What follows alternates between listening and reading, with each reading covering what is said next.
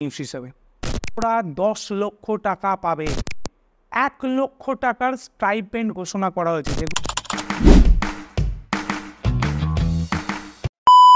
দর্শক বন্ধুরা, আমি শুভজিৎ, ইন্টেলিক্সের ফাউন্ডার। আজকে আমরা জানতে চলেছি বাজেট কি শুধু আমাদের ট্যাক্সি চাপালো, পেলাম না আমরা কিছুই।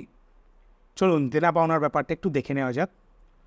সরকার জনগণের থেকে মোট আয়ের 18% জিএসটি বাবদ আদায় করে এবং 19% প্রায় ইনকাম ট্যাক্স বাবদ আদায় করে। তাহলে কি দাঁড়ালো? মোট 37% সরকার আপনার পকেট থেকে আদায় করছে, ঠিক আছে? সেই জায়গায় সরকার মাত্র 17% টাকা আদায় করছে কর্পোরেশন বা কোম্পানিগুলো থেকে। বুঝতেই পারছেন, সরকারকে ট্যাক্স চাপাতেই হবে, সরকার চালাতেই হবে। তো আপনি টাকাটা রাখবেন কোথাও? জমিতে বিনিয়োগ করবেন, মিউচুয়াল ফান্ডে রাখবেন, না সাধারণ ব্যাংকে এফডি করেই রাখবেন? আপনি যেখানেই রাখুন টাকা পয়সা, সেখানে সরকার কিন্তু লং টার্ম ক্যাপিটাল গেন, মানে দীর্ঘমেয়াদী আপনি যদি টাকা রাখেন, সেখানে সুদের হার মনে রাখবেন 20 থেকে 12.5% করে দিয়েছে। ব্যাপারটা কি সুন্দর না? কিন্তু মজার বিষয় এটাই যে সরকার ইন্ডেক্সেশন তুলে দিয়েছে।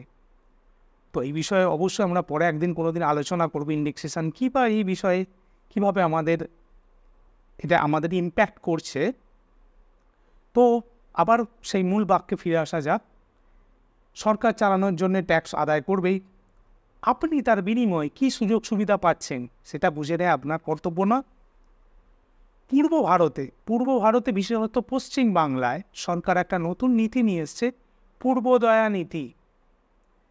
পূর্বোদয়া নীতিটা লুক ইস্ট পলিসিরই অন্য একটা রকমের নীতি। তো এখানে অবশ্যই অন্ধ্রপ্রদেশ এবং বিহারকে প্রাধান্য দেওয়া হয়েছে। তা বলে কি আমরা কিছুই পাইনি?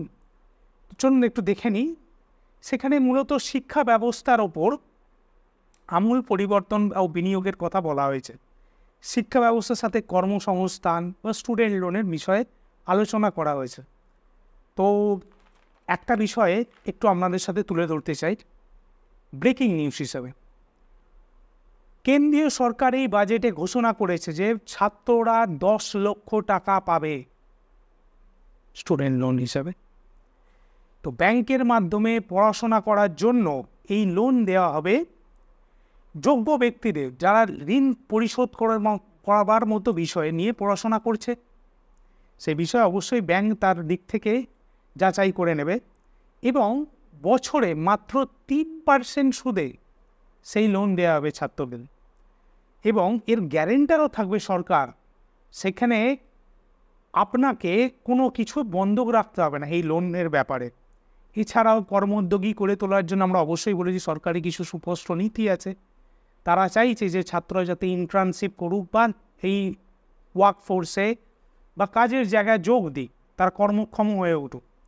সেই জায়গায় ছাত্রদের উৎসাহিত করার জন্যে 1 লক্ষ টাকার স্টাইপেন্ড ঘোষণা করা হয়েছে, যেগুলো কোনো কোম্পানিতে কাজ করবে যখন তারা পাবে, বছরে এই অ্যামাউন্টটা। তো কাজ শুরু করার ক্ষেত্রে আমার মনে হয় সেটা যথেষ্ট হবে, যদি কেউ শুরু করতে চায় বা শিখতে চায়। আমরা এই সরকারি উদ্যোগের সাথেও পথ চলা শুরু করেছি এবং ছাত্রছাত্রী এবং অভিভাবকদের জন্য শুভকামনা রইল। এই তথ্যগুলো বা এই ব্যাপারটা যদি আপনাদের ভালো লেগে থাকে, অবশ্যই আমরা যে সিরিজ করে চলেছি পূর্ব ভারতে আইটির কী উদ্যোগ বা কীভাবে সেটা গ্রো করছে, তো এই বিষয়গুলো যদি আপনাদের কোনো উপকারে লেগে থাকে, অবশ্যই লাইক, শেয়ার, সাবস্ক্রাইব করে দেবেন। ধন্যবাদ দর্শক বন্ধুরা।